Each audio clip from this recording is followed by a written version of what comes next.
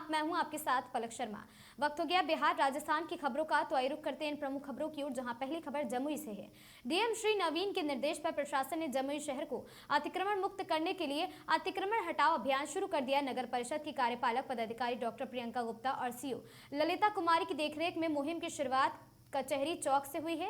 और आपको बता दें, नामित कंपनियों ने जेसीबी और ट्रैक्टर के जरिए मुख्य मार्ग के दोनों ओर सरकारी भूखंड पर मौजूद अतिक्रमण को हटाया गया। अभियान कचहरी रोड, महाराजगंज के रास्ते और पुलिस थाना तक चलाया गया है। ईओ डॉक्टर गुप्ता ने बताया कि प्रमुख मार्गों को शीर्ष प्राथमिकता पर रखते हुए अतिक्रमण हटाया जा रहा है। उन्होंने भी कहा कि सरकारी भूखंड का अतिक्रमण न किए जाने का संदेश सभी को दिया जाए।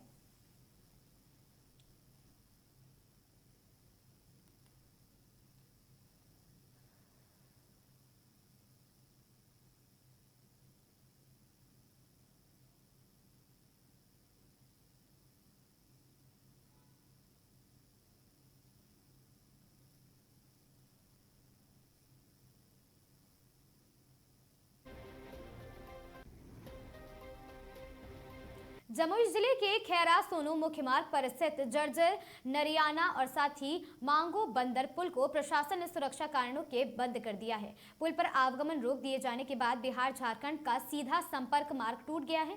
भारी वाहनों के आवागमन को रोकने के लिए इन पुलों के समीप बड़े गड्ढे खोद दिए गए हैं, जिससे अब इस मार्ग पर आवागमन पूरी तरह ठप हो गया है। ज्ञात हो कि नरियाना और साथ ही मांगो बंदर पुल लंबे समय से जर्जर स्थिति में है। पुल पर यातायात बहाल रहने से किसी भी समय बड़े हादसे का डर था। प्रशासन ने एहतियातन बैरिकेडिंग कर आवागमन को रोक दिया था। अब दोनों पुल के समीप बड़े गड्ढे खोदकर भारी वाहनों के साथ साथ सभी प्रकार के वाहनों पर परिचालन बंद कर दिया गया। इसके बंद होने से क्षेत्र के दर्जनों गांव के लोग प्रभावित हुए हैं। उधर सहायक अभियंता इंजीनियर राम प्रवेश चौधरी ने बताया कि सुरक्षा के ख्याल से गड्ढा खोदा गया है ताकि कोई अनहोनी न हो जाए।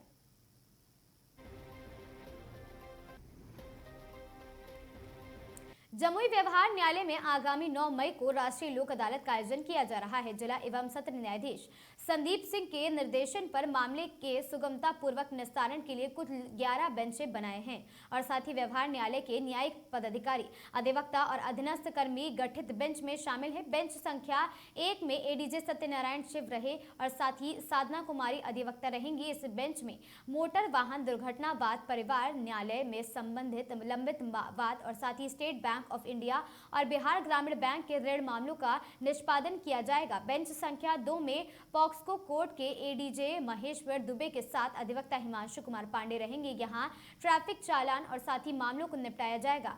बेंच संख्या 3 में एडीजे आमोद कुमार के साथ अधिवक्ता सुमन कुमारी रहेंगी। इसमें स्टेट बैंक और ग्रामीण बैंक को छोड़कर सभी निजी फाइनेंस बैंक के मामलों की सुनवाई की जाएगी।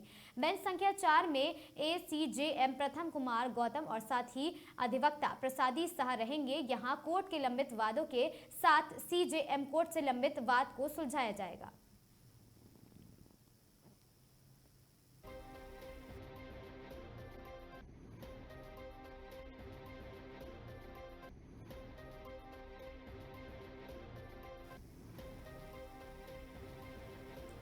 भारतीय स्टेट बैंक जमुई की मुख्य शाखा ने कचहरी चौक पर आम जनता की सहूलियत के लिए एक विशेष सिक्का एवं नोट विनियमन मेले का आयोजन किया है। Reserve bank of India Patna के सहायक प्रबंधक मिथिलेश कुमार यादव ने अग्नि ज्योति प्रज्वलित कर मेले का आगाज करते हुए कहा कि यह मेला छुट्टे पैसों की कमी को दूर करने के साथ लेन देन को सुगम बनाता है। यहाँ लोग पुराने और कटे फटे नोटों के बदले चमकते हुए नोट और साथ ही सिक्के प्राप्त कर सकते हैं। मेले का मुख्य ध्येय छोटे मूल्य व नोटों और सिक्कों की खुदरा समस्या को दूर करना तथा स्वच्छ नोट नीति को बढ़ावा देना है। और साथ ही आरबीआई के निर्देशों के तहत आयोजित इस मेले में 10, 20, 50 और 100 के नोटों की उपलब्धता सुनिश्चित की जाती है। आम जनता को कटे फटे नोट तथा गंदे नोटों के बदले जाने की प्रतिक्रिया की जाती है, जानकारी दी जाती है और नकली नोटों के प्रति जागरूकता बढ़ाने के साथ बैंकिंग सेवा और ज्यादा सुलभ बनाने का मेला भी ध्येय चलता है।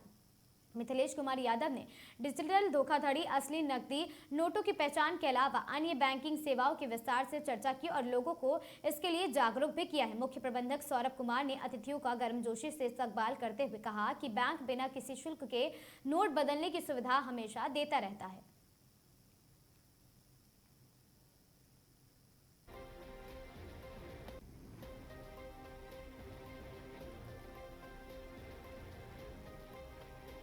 खबर सहरसा से ही, जहां वैशाली एक्सप्रेस के खाली एम्प्टी रैक में सहरसा रेलवे सुरक्षा बल ने ऑपरेशन सतर्क के तहत 165 बोतल विदेशी शराब बरामद की है।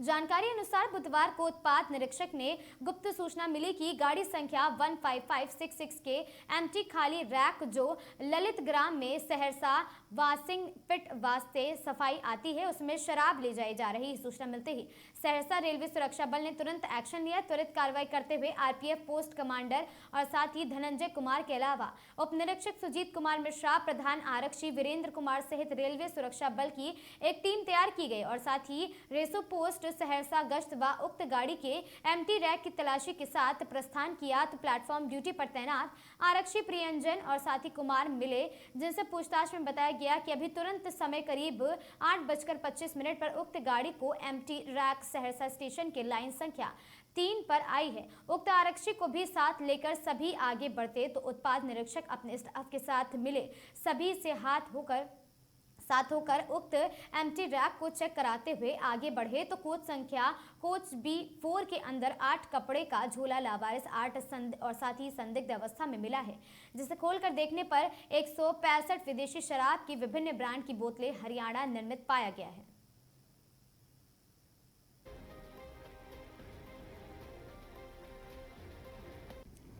खबर जोधपुर से है, जहां शहर में कानून व्यवस्था को लेकर सख्त कार्रवाई करते हुए सरदारपुरा थाना पुलिस ने जानलेवा हमला करने के प्रयास के एक गंभीर मामले में 5 आरोपियों को गिरफ्तार किया है। पुलिस की इस कार्रवाई से क्षेत्र में अपराधियों में हड़कंप मच गया है। पुलिस के अनुसार गिरफ्तार आरोपियों की पहचान इस प्रकार की गई है। मोंटू हंस उर्फ राहुल हंस 32 वर्षीय, विशाल उर्फ ऋतिक 30 वर्षीय, मनीष खींची 28 वर्षीय, हिमांशु पंडित 21 वर्षीय, विश्वास सिंह उर्फ विष्णु सिंह 23 वर्षीय। पुलिस ने बताया कि आरोपियों के खिलाफ जानलेवा हमला करने के प्रयास का मामला दर्ज किया गया, जिस पर त्वरित कार्रवाई करते हुए सभी को गिरफ्तार किया गया। फिलहाल मामले में पुलिस द्वारा गहन पूछताछ जारी है और अन्य संबंधित आरोपियों व घटनाक्रम की कड़ी को जोड़ने का प्रयास जारी। इस संबंध में सरदारपुरा थाना अधिकारी जय किशन सोनी ने बताया कि पुलिस का अग्रिम अनुसंधान जारी है और मामले में और भी खुलासे होने की संभावना है।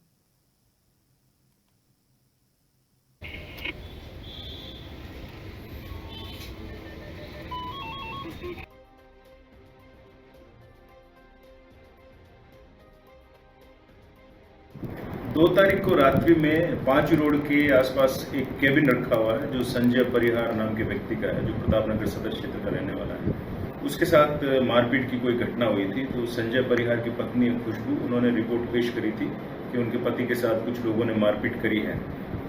संजय के पैर में फ्रैक्चर आया था, उस पर पुलिस ने त्वरित कार्रवाई करते हुए प्रकरण पंजीबद्ध कर गंभीर धाराओं में अभियोग पंजीबद्ध करके अभी तक कुल 5 मुलजिमानों को गिरफ्तार किया गया, जिसमें नाम है राहुल, विशाल, मनीष, हिमांशु और विश्वास।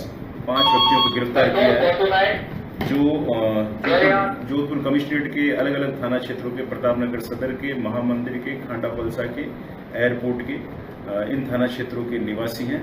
तो 5 जनों को अभी गिरफ्तार करके अभी पुलिस अभिरक्षा में चल रहे हैं, आगे उनसे और अनुसंधान जारी है।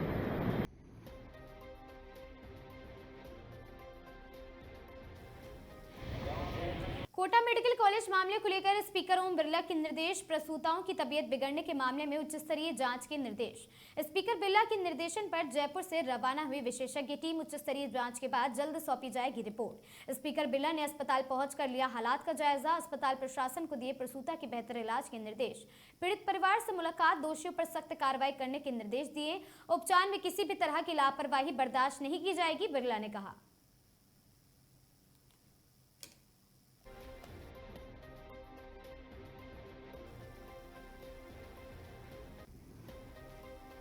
खबर कोटा से है, जहां मेडिकल कॉलेज अस्पताल कोटा में गर्भवती महिलाओं के ऑपरेशन के बाद इलाज के दौरान एक महिला की मृत्यु एवं कई महिलाओं की किडनी रोग से ग्रसित होने की घटना को लेकर बुधवार को कोटा मेडिकल कॉलेज अस्पताल पहुंचकर कोटा शहर जिला कांग्रेस कमेटी के अध्यक्ष राखी गौतम की अगुवाई में कांग्रेस जनों ने मेडिकल कॉलेज के प्राचार्य का घेराव कर उनके समक्ष 5 मांगे रखी है। राखी गौतम ने संबंधित डॉक्टर कर्मचारियों की लापरवाही के चलते एक प्रसूता की जान गई एवं कई महिलाएं सीरियस है। ऐसे लापरवाह डॉक्टर्स एवं कर्मचारी को तुरंत प्रभाव से उनको जांच होने तक निलंबित किया जाए, जिससे जांच प्रभावित न हो। दोषियों के विरुद्ध कठोर कार्रवाई की जाए और साथ ही मांग है कि इस मौके पर जिला प्रशासन द्वारा भेजे गए अतिरिक्त जिला कलेक्टर अनिल सिंघल ने सभी मांगे मानकर आश्वासन दिया जाए। राखी ने प्रचारक के समक्ष 4 मांगे रखी। वहां ये भी कहा है कि एक उक्त मामले की उच्च स्तरीय मजिस्ट्रेट द्वारा न्यायिक जांच हो। दूसरी, दोषी डॉक्टर्स अधिकारियों को जांच होने तक लंबित किया जाए। तीसरी, मृतका के परिवार को 10 लाख का मुआवजा दिया जाए और चौथी, लापरवाही के चलते गंभीर रूप से ग्रसित महिलाओं को 5 लाख का मुआवजा भी मिले।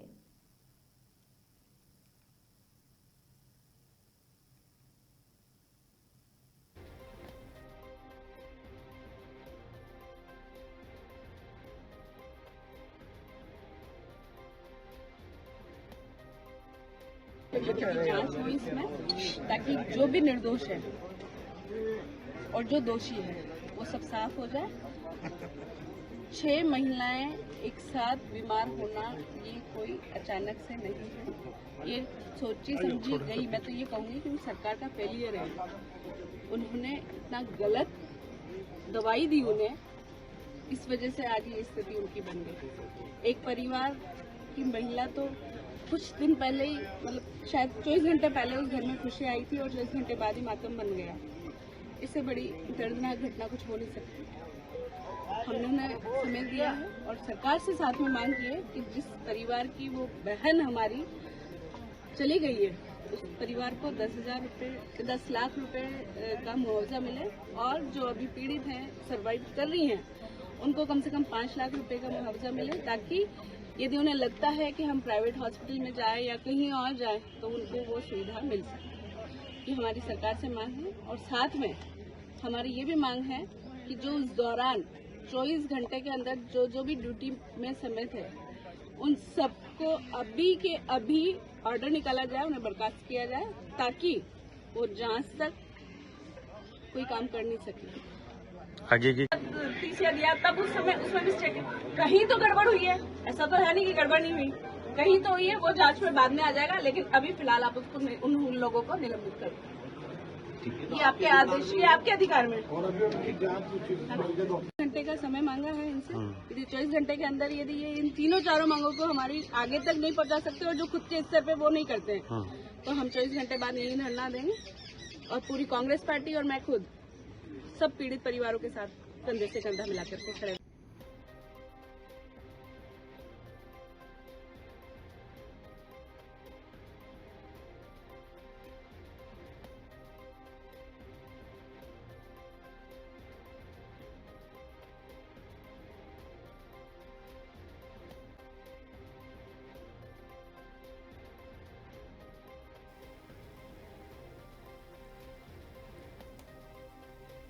राजस्थान के कोटा में स्थित न्यू मेडिकल कॉलेज हॉस्पिटल के गायन और साथ ही आपको बता दें गायनिक वार्ड में एक गंभीर मामला सामने आया है, जहां डिलीवरी के बाद 5 प्रसूताओं की अचानक तबीयत बिगड़ गई। इनमें से एक महिला की मौत हो गई, जबकि बाकी 4 महिलाओं का इलाज जारी है। जानकारी के अनुसार सभी महिलाओं की 4 मई को सिजेरियन ऑपरेशन से डिलीवरी हुई थी और डिलीवरी के कुछ समय बाद ही इन महिलाओं को पेशाब यूरिन बंद हो गया था, समस्या होने लगी, जिसके बाद उनकी हालत लगातार बिगड़ती चली गई। जांच में सामने आया कि महिलाओं की किडनी में संक्रमण यानी कि इन्फेक्शन हो गया है। स्थिति गंभीर होते देख अस्पताल प्रशासन ने तुरंत सभी प्रभावित महिलाओं को सुपर स्पेशलिटी ब्लॉक SSB के नेफ्रोलॉजी वार्ड में शिफ्ट किया, जहां विशेषज्ञ डॉक्टरों की निगरानी में उनका इलाज चल रहा है। घटना के बाद अस्पताल में हड़कंप मच गया और साथ ही परिजनों ने अस्पताल प्रशासन पर इलाज में लापरवाही का आरोप लगाया। उनका कहना है कि ऑपरेशन के बाद उचित देखभाल नहीं दी गई, जिसके चलते ऑपरेशन गंभीर स्थिति पैदा हो गई है।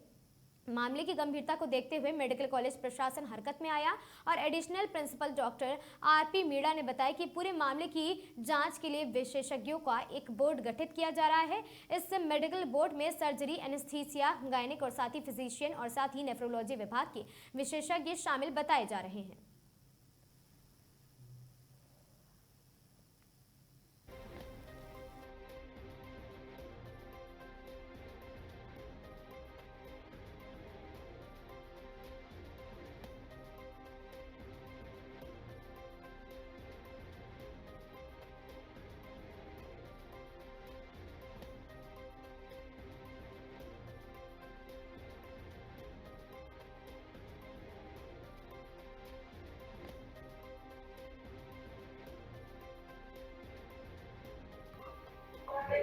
नहीं, कुछ नहीं, ये कुछ अलग स्पेशल का मामला है। पहले तो मैं डिलीवरी के लिए यहाँ लाया गया, यहाँ लाया डिलीवरी के लिए, फिर डिलीवरी हुई, एक 45 में मेरी डिलीवरी हुई।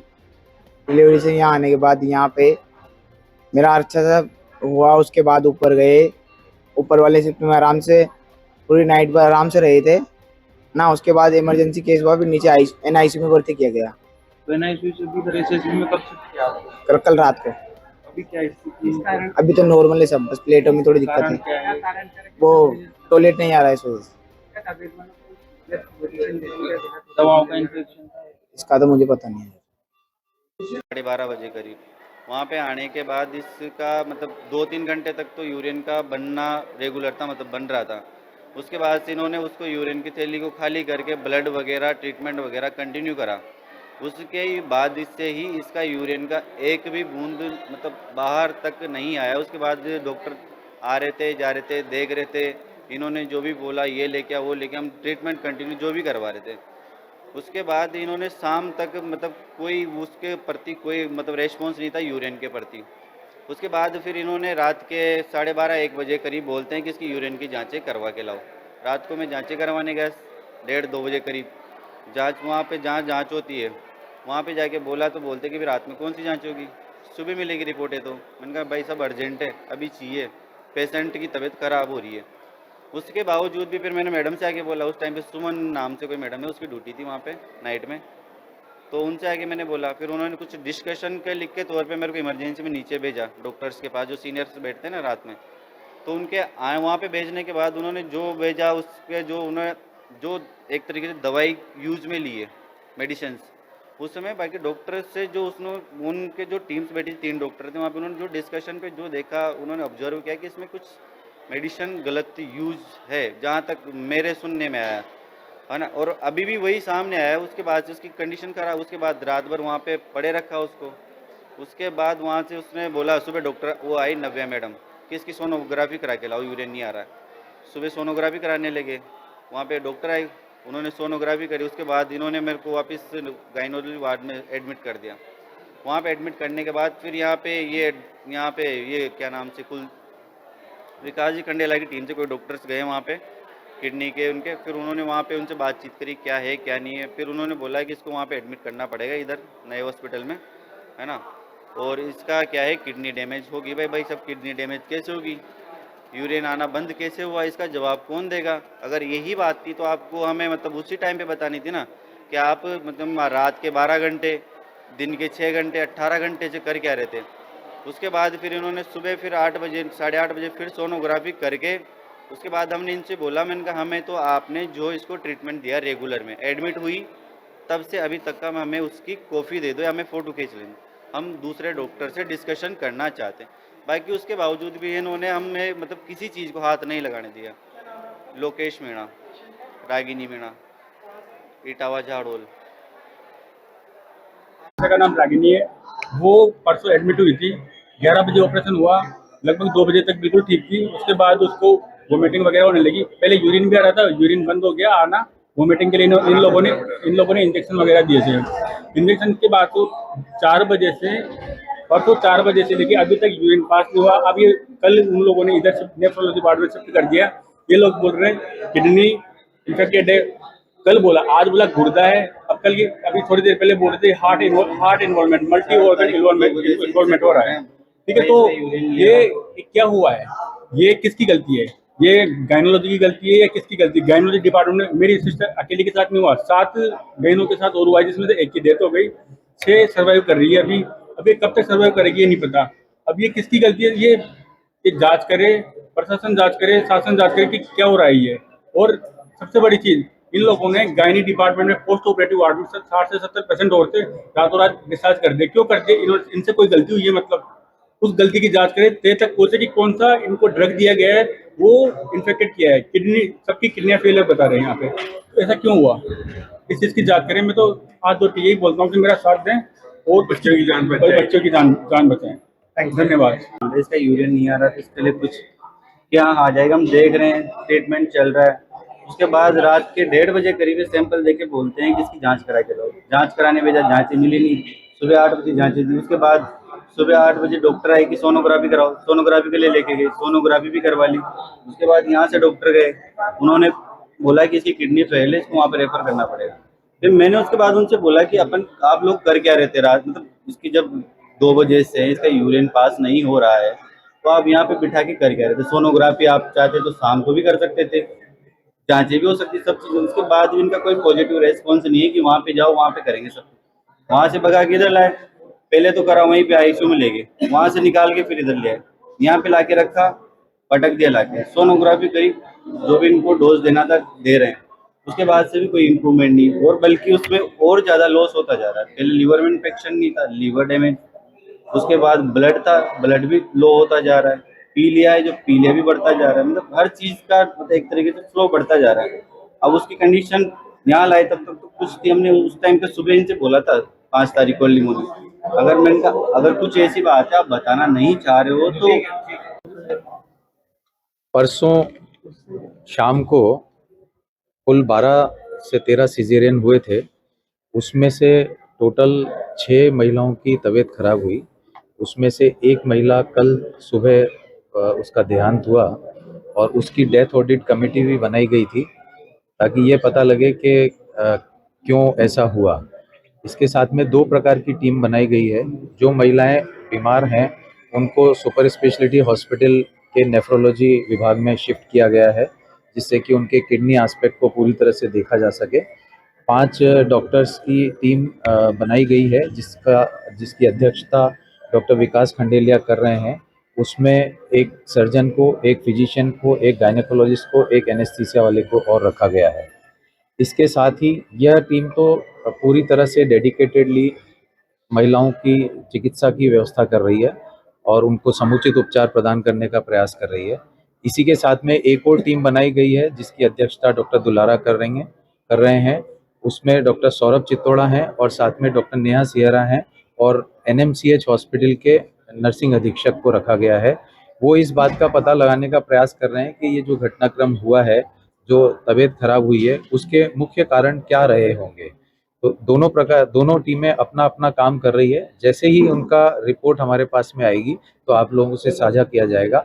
जहाँ तक इलाज का सवाल है, हम भरसक प्रयास कर रहे हैं कि 5 महिलाएं जो अभी हैं वो जल्द से जल्द ठीक हों। उनके लिए किसी प्रकार की कोई हम कमी नहीं छोड़ेंगे। प्राथमिक रूप से बहुत सारी चीजें सोचने में आती हैं। एक तो सोचने में आता है कि जो फ्लूइड दिया था उसमें कहीं हो, लेकिन ये भी फिर साथ में सोचने में आता है कि वो फ्लूइड कईयों को दिया गया है तो इसका कारण भी हट जाता है।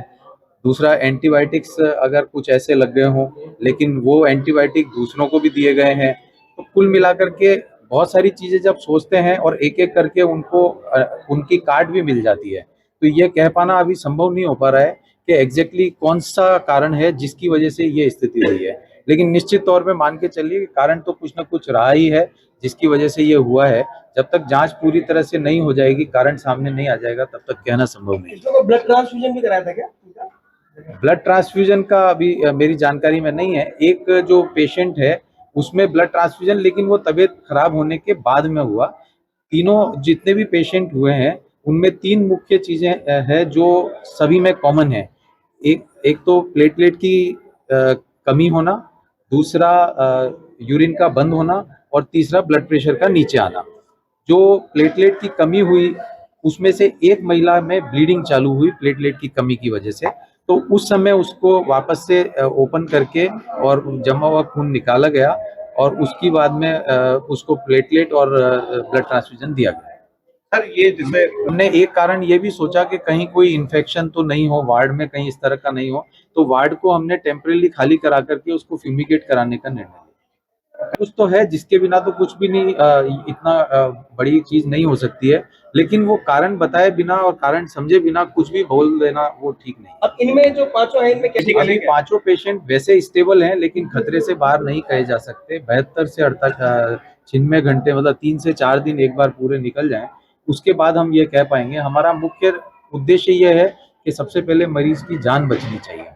इनके जो नियोनेट्स हैं उनको एनएमसीएच का एक वार्ड खुला करके, एसी वार्ड है, उसमें शिफ्ट करा दिया गया है और उनकी वहां पर सेवा शुश्रूषा की जाएगी। तारीख सोमवार की बात है, सुबह 11:43 पर मेरे बच्चे का प्रसव पीड़ा हुई, जिसमें बच्चे को जन्म दिया।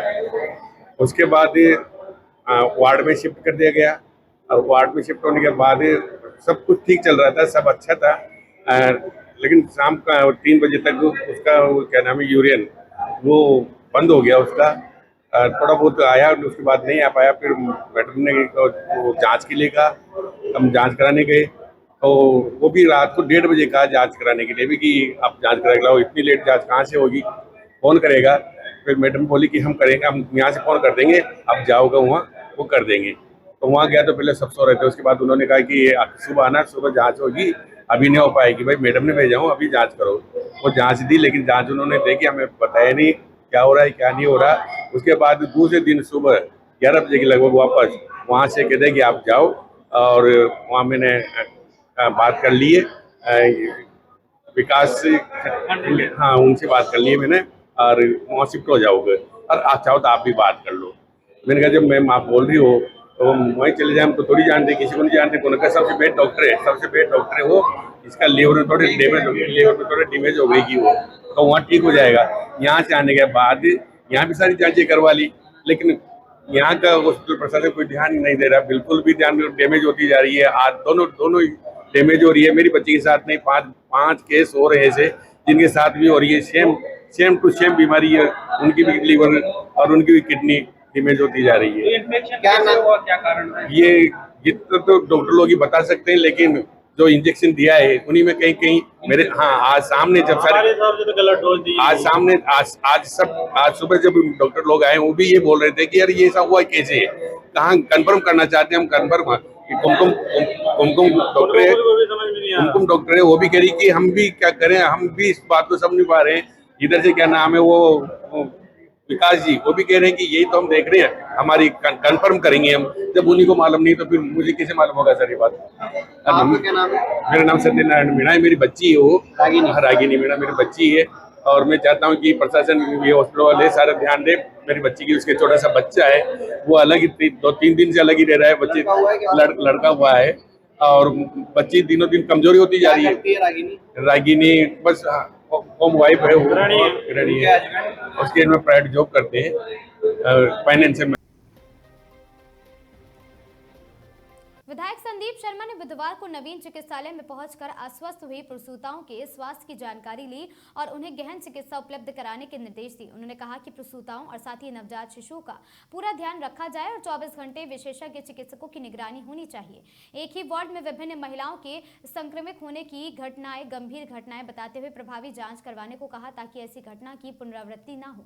इस दौरान उन्होंने प्रसूताओं के परिजनों से भी बात की तथा उन्हें किसी प्रकार की परेशानी न होने पर तुरंत अवगत कराने को कहा है। उन्होंने अस्पताल में उपलब्ध अन्य सुविधाओं की भी निरीक्षण किया और साथ ही चिकित्सालय में करते हुए चिकित्सकों और साथ ही नर्सिंग स्टाफ से सेवाओं की गुणवत्ता बनाए रखने के निर्देश दिए। निरीक्षण के दौरान प्राचार्य डॉक्टर नीलेश जैन, अधीक्षक डॉक्टर आशुतोष शर्मा, जिला प्रवक्ता राजेंद्र गुप्ता, मंडल अध्यक्ष पन्नालाल बंजारा और साथ ही कीर्तिकांत गोयल, संजय निझावन, सोनू धाकड़, दिलीप नायक, संजय विजय, रमेश राठौर, विष्णु शर्मा, हनी राठौर, देवेंद्र सिंह हाड़ा, उमंग चतुर्वेदी, शैलेंद्र मेहरा, विजय यादव, सतीश लक्षकार आदि प्रमुख रूप से उपस्थित रहे।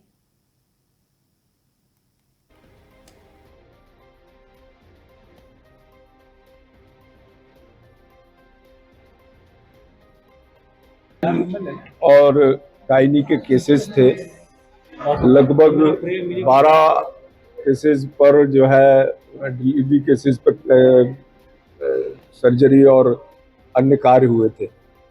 उनमें से जो है 5 पेशेंट, महिला पेशेंट, उनकी तबीयत जो है, जिसका बीपी एकदम से कम हुआ और बीपी कम होने के बाद उनका यूरिन पास होना रुक गया।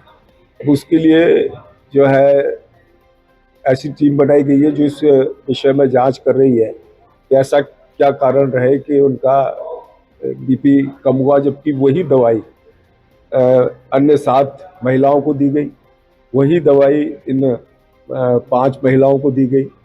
तो इसको लेकर 3 डॉक्टर्स की टीम बनाई है जो इस विषय में जांच कर रही है, जिसमें डॉक्टर विकास खंडेलिया जी, डॉक्टर सौरभ चित्तौड़ा जी और ऐसी पूरी टीम है।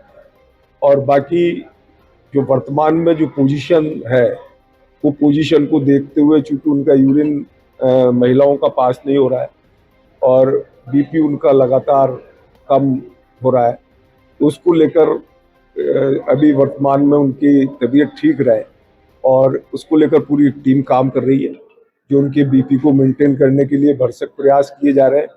साथ ही साथ उनका जो किडनी में से यूरिन, क्योंकि ये ऐसी पोजीशन है कि यदि उसका बीपी हाई हो जाता है तो भी प्रॉब्लम है और लो चला जाता है तो भी प्रॉब्लम है, फ्लूइड उनको यदि ज़्यादा चला जाए तो भी प्रॉब्लम है और कम चला जाए। एक बैलेंसिंग रूप से जो हमारे श्रेष्ठ चिकित्सक है वो इसमें काम कर रहे हैं और प्रयास कर रहे हैं कि जो ये घटना हुई है तो ये इसकी जानकारी का विषय जब जांच हो जाएगी तब मालूम पड़ेगा किस प्रकार से ये घटना घटित हुई, कैसे, क्योंकि ये भी सत्य है कि एक साथ 5 महिलाओं की एक जैसी तबीयत खराब होने में कहीं ना कहीं कोई त्रुटि हुई है, कोई कारण रहा है और उसके लिए पूरी गंभीरता से जांच की जा रही है और इसको पहचाना जा रहा है किस कारण से। क्या कोई मौत भी हुई है? एक मौत भी होने की खबर है और कल शायद एक महिला भी इसमें जो है उसका देहावसान। सर, परिजनों ने बताया कि गायनिक में जो और थे उनको डिस्चार्ज कर दिया गया। जी, परिजनों ने बताया कि जो गायनिक में और जो भर्ती थे उनको डिस्चार्ज कर दिया गया। ऐसी मेरी जानकारी में नहीं है। जो अभी सीरियस पेशेंट है, लगभग 5 महिलाएं हैं, वो अभी एडमिट है और उनका ट्रीटमेंट चल रहा है।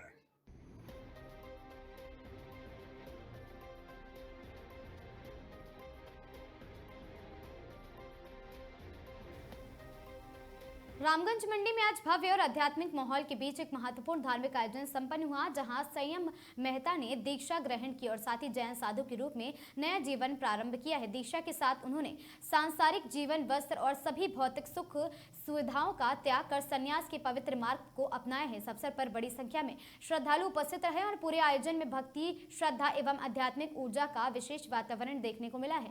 दीक्षा समारोह के दौरान धार्मिक रीति रिवाजों के साथ महंत संयम मेहता के त्याग, तप और साथ ही संयम के मार्ग पर चलने का संकल्प संयम मेहता को दिलाया गया, जो उपस्थित जन समूह के लिए प्रेरणादायक बना रहा। यह आयोजन क्षेत्र में आस्था और आध्यात्मिक चेतना का एक महत्वपूर्ण उदाहरण बना रहा।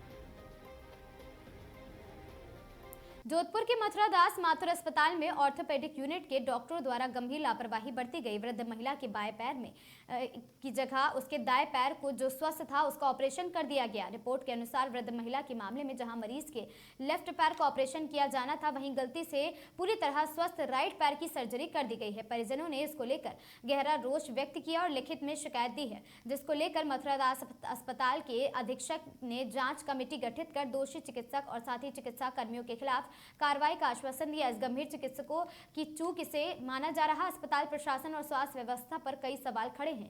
मरीजों की सुरक्षा और इलाज प्रक्रिया की निगरानी को लेकर अब जवाबदेही तंत्र तय करने की मांग की जा रही है और साथ ही घटना सामने आने के बाद आमजन में भारी नाराजगी देखी जा रही है।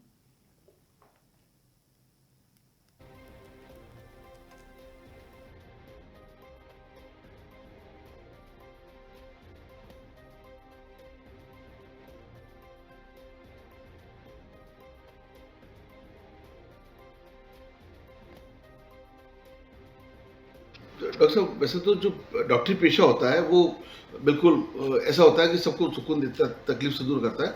कई बार पेट में कैंची रह जाती है, कभी इंजेक्शन का सिरिंज रह जाती है। इस बार जो किसी और टांग का ऑपरेशन करना किसी और का हो गया, वास्तविकता क्या है?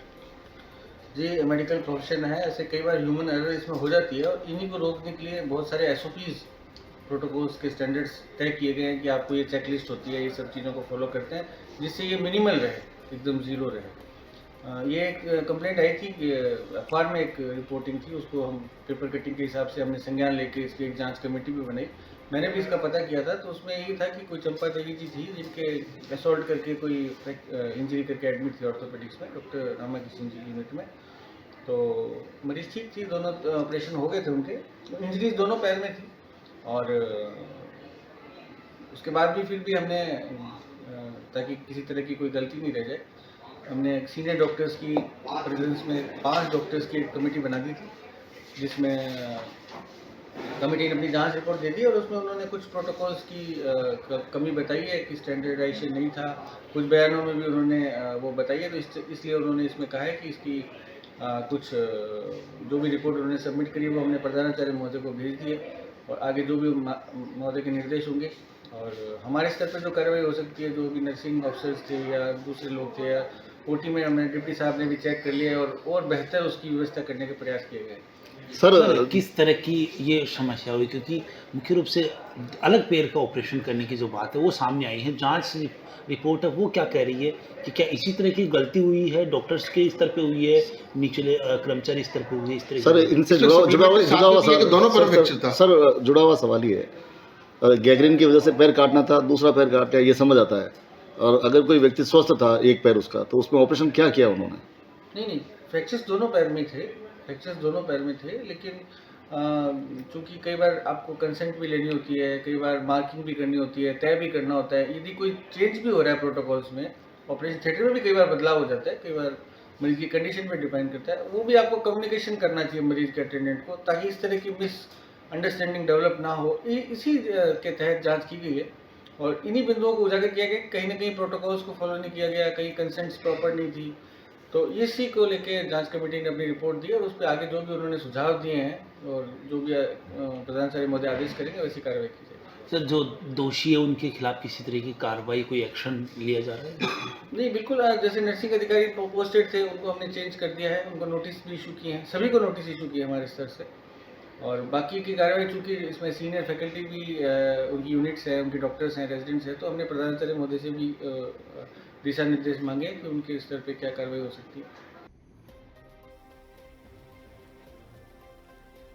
जोधपुर शहर के देवनगर पुलिस थाना क्षेत्र से एक युवक गत महीने फरार हुआ था, जिस पर बाद में युगल 8-10 दिन में कोर्ट के समक्ष उपस्थित हुआ और साथ ही लिव इन में रहने की इच्छा जताई है। बाद में पुलिस ने भी कोर्ट सुरक्षा में भेज दिया। बुधवार की रात को लड़की परिजन इस बात को लेकर हंगामा करने लगी कि लड़की को जबरन रखा गया है। वे देवनगर थाने के बाहर जमा हो गए और प्रदर्शन करने लगे। बाद में थाने की पुलिस की तरफ से एक रात समझाइश कर मामला शांत कराने का प्रयास किया गया और साथ ही देवनगर थानाधिकारी सोमकरण ने बताया कि एक युगल गत महीने अपने घर से लापता हुआ था।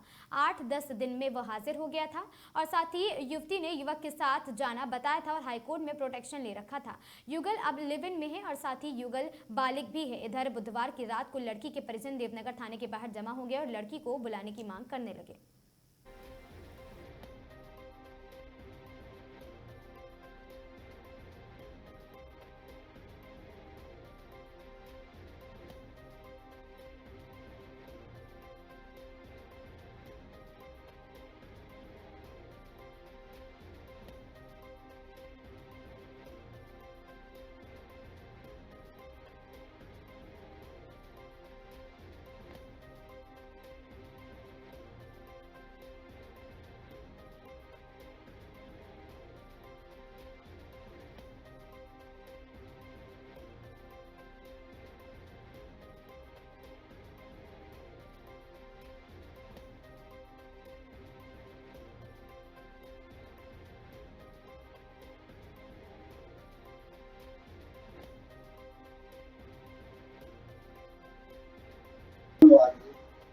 एक लड़की घर से गई थी, उसके बारे में इन्होंने एप्लीकेशन दी थी, लेकिन लड़की का हाईकोर्ट से प्रोटेक्शन था। उसके परिवार वाले आ जाए हैं कि एक बार लड़की से हमारे से मिलवा दो।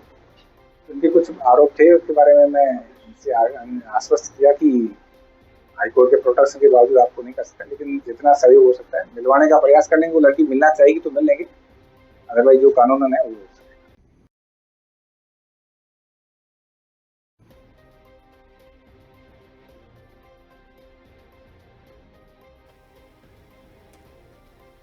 चित्तौड़गढ़ शहर के सदर थाना क्षेत्र स्थित एक कॉलोनी में बुधवार देर रात को एक युवती से संबंधों को लेकर विवाद खड़ा हो गया, जिसके बाद कुछ संगठनों के कार्यकर्ता मौके पर पहुंचकर हंगामा करने लगे। सूचना मिलते ही सदर थाना पुलिस मौके पर पहुंची और स्थिति को नियंत्रण में लिया है। जानकारी के अनुसार प्रतापनगर स्थित एक कॉलोनी में समुदाय विशेष के लोग एक युवक और युवती के बीच संबंधों को लेकर विवाद की बात सामने आई। इस सूचना पर विभिन्न संगठनों के पदाधिकारी कार्यकर्ता मौके पर एकत्र हो गए और युवक के घर के बाहर विरोध प्रदर्शन शुरू कर दिया। पुलिस ने कई घंटों की समझाइश के बाद मामला शांत कराया। पुलिस ने संबंधित युवक को सुरक्षा की दृष्टि से हिरासत में लेकर सदर थाने पहुंचाया है। वहीं विभिन्न संगठनों के पदाधिकारी थाने पहुंचे, रिपोर्ट दर्ज कराने की प्रक्रिया में जुटे थे और मामले की संवेदनशीलता को देखते हुए अतिरिक्त सुरक्षा व्यवस्था को लगाया गया है। पुलिस लाइन से QRT त्वरित प्रक्रिया टीम को तैनात कर इलाके में निगरानी बढ़ा दी गई है। फिलहाल इस संबंध में पुलिस थाने में कोई प्रकरण दर्ज नहीं हुआ है।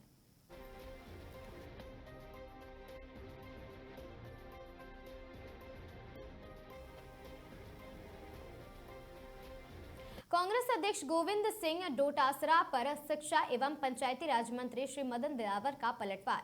बोले, डोटासरा को अस्पताल में भर्ती कराने की जरूरत। पूर्व मुख्यमंत्री अशोक गहलोत तुरंत संज्ञान ले, घोटालेबाजों को हर जगह घोटाला ही नजर आता है। लेकिन थोड़ा मानसिक संतुलन खो बैठे। माननीय अशोक जी गहलोत से निवेदन करूंगा कि उनको जल्दी मनोरोग चिकित्सालय में भर्ती कराकर उनका इलाज करवाएं, क्योंकि जो उन्होंने आरोप लगाए हैं वो बिल्कुल निराधार है। उन्होंने लिखा, मैं पढ़ के बता देता हूँ जी।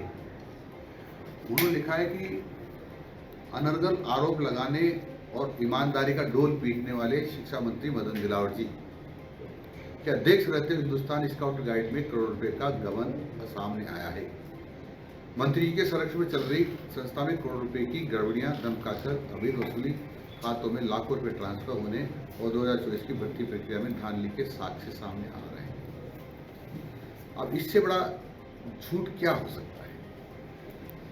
क्योंकि न तो हमारे यहाँ भर्ती हो, क्योंकि ये जो हमारी Hindustan scout and guide Rajasthan है, इसके भी सेवा नियम ही नहीं बने।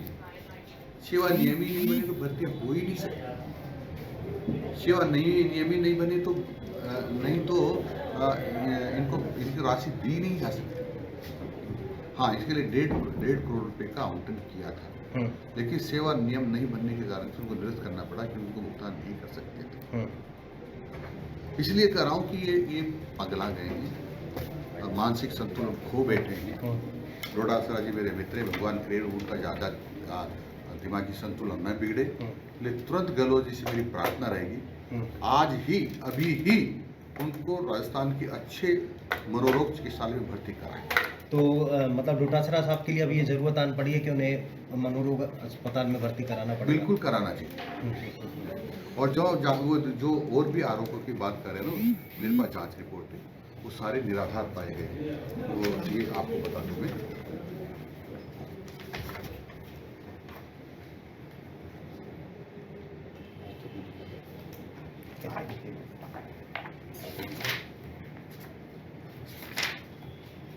यहाँ से आप पढ़ना चालू करते हैं। ये मैं पढ़ता हूँ। आरोप 1 में लिखा है, Hindustan scout and guide Rajasthan राज्य द्वारा किए गए दस्तावेजों के आधार पर आरोप खारिज किया जाना प्रस्तावित है। यानी आरोप खारिज करने का जांच उनका निर्णय। दूसरा लिखा है कि राज्य उपलब्ध कराए गए दस्तावेजों के परीक्षण पश्चात आरोप निराधार प्रतीत होते हैं। यह तथाकथित Hindustan and guide association Jaipur द्वारा दूसरी संस्था है बनाए गए आरोप पुष्टि हेतु कोई दस्तावेज संलग्न नहीं है। वो Hindustan scout and guide Rajasthan राज्य द्वारा उपलब्ध कराए गए दस्तावेज आधार पर आरोप खारिज किए जाने की अनुशंसा की जाती है।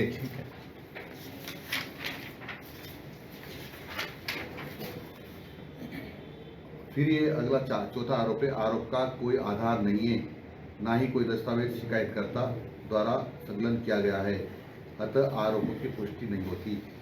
आरोप नंबर 5, शिकायतकर्ता द्वारा इस संबंध में कोई दस्तावेज संलग्न नहीं किया है, अतः आरोप निराधार है। ऐसे सारे के सारे ये आरोप दस्तावेज तो निराधार बोलते हैं कि ये सारे आरोप निराधार है, लेकिन डोटासरा जी को ये सब कहाँ से नजर आता है, कैसे नजर आता है? क्योंकि भ्रष्टाचारी को सब भ्रष्टाचारी दिखाई देते हैं। वो सोचते शायद मेरे जैसे ही हों। डोटासरा जी ये मदन दिलावर है, बढ़ना पसंद करेगा लेकिन भ्रष्टाचार को ही पसंद नहीं करेगा। जेजेएम घोटाले में महेश जोशी साहब की गिरफ्तारी एसीबी ने करी आज उनके घर से। देखो एसीबी जांच कर रही है और एसीबी के पास कुछ तथ्य होंगे इस प्रकार के भ्रष्टाचार के जो उन्होंने गिरफ्तार किया है, तो उसी की भ्रष्टाचारी को गिरफ्तार करना ही चाहिए। क्या लगता है, आपकी क्या प्रतिक्रिया है?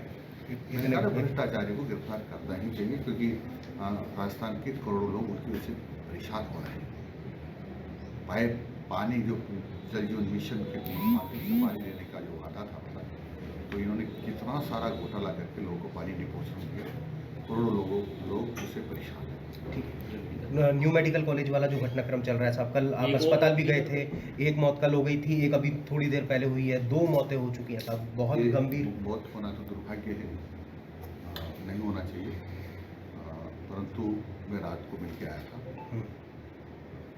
डॉक्टर्स की टीम बनी है, वो उसकी सारा देख रहे हैं, क्योंकि मैं तो डॉक्टर नहीं कि उसके बारे में कुछ टीका टिप्पणी करूँ, लेकिन इसकी जानकारी माननीय लोकसभा अध्यक्ष जी ने माननीय मुख्यमंत्री जी को दी होगी और इसी आधार पर वहाँ से टीम भी आई है और इस सारे तथ्यों की जांच भी करेगी और जो प्रभावित थे महिलाएं, उनका इलाज अच्छा हो, ऐसा हमने रात भी कहा है, अभी भी कर रहे हैं और सरकार का हमेशा प्रयास रहेगा कि अच्छा इलाज हो। 2 की मौत और 4 मतलब जिंदगी दुर्भाग्य मौत होना अच्छा नहीं है। मैं उनके परिवार के भगवान से प्रार्थना करता हूं। आपने भी कोई निर्देश अस्पताल प्रशासन को दिए हैं, हॉस्पिटल मेडिकल कॉलेज प्रशासन को दिए? मैंने यही कहा है कि बेस्ट एफर्ट्स करें ताकि जल्दी से जल्दी ठीक हो। ठीक। इन खबरों में आज के लिए बस इतना ही। ऐसी खबरों से लगातार जुड़े रहने के लिए बने रहे हमारे साथ और देखते रहें आगाज टाइम्स।